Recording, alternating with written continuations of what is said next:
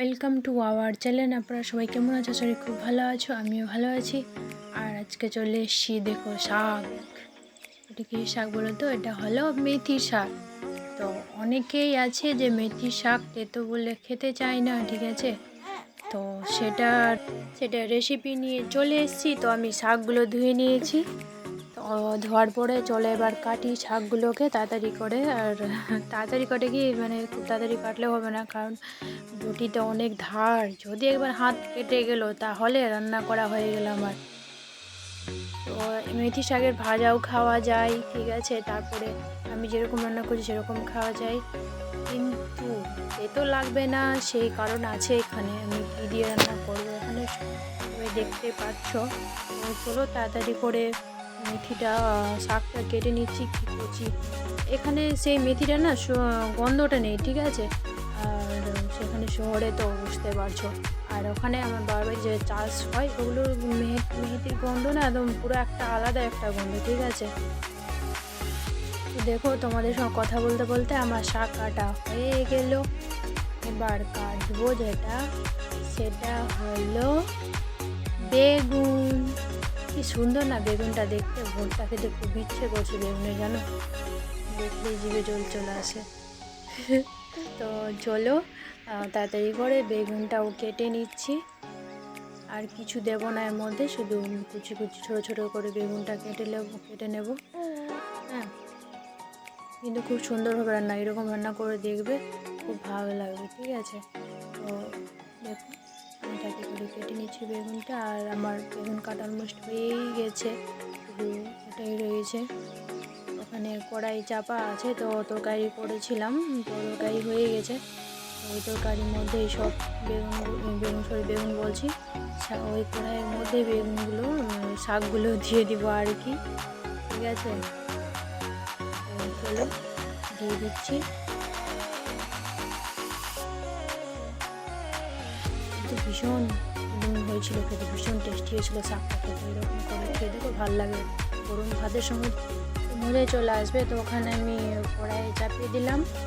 আর ওখানে সেদ্ধ হোক ততক্ষণ আমি শিলবাটাতে বেটে নিচ্ছি ধনে পাতার চাটনি।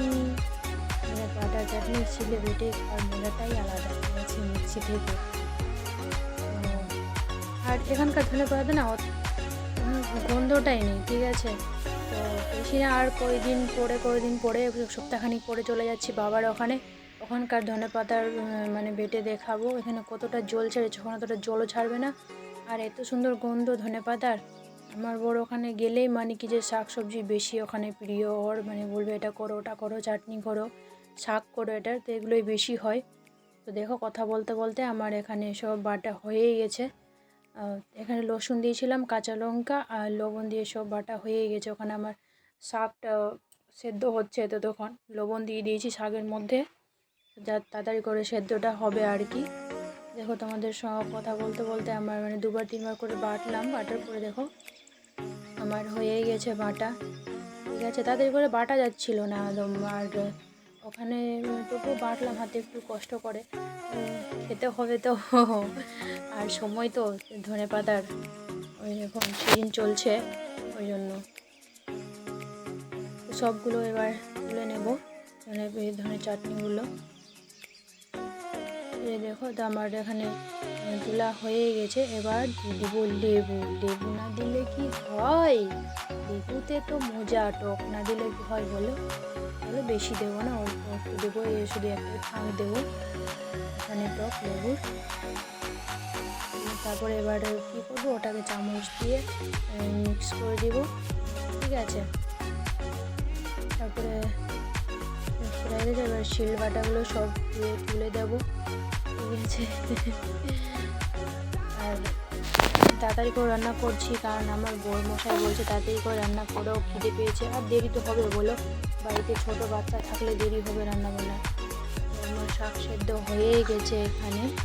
এবার শাক থেকে সেই করে নেব, শাকটাকে ভেঙে নিচ্ছি, ঠিক আছে?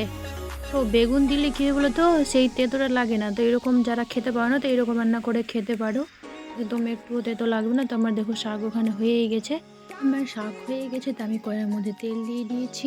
এবার 5 ফোড়নটা দিতেই হবে। তারপরে দেবো এখানে গোটা কোয়া রসুন আর কাঁচা লঙ্কা আর শুকনো লঙ্কা খেতে পছন্দ করি না আমরা।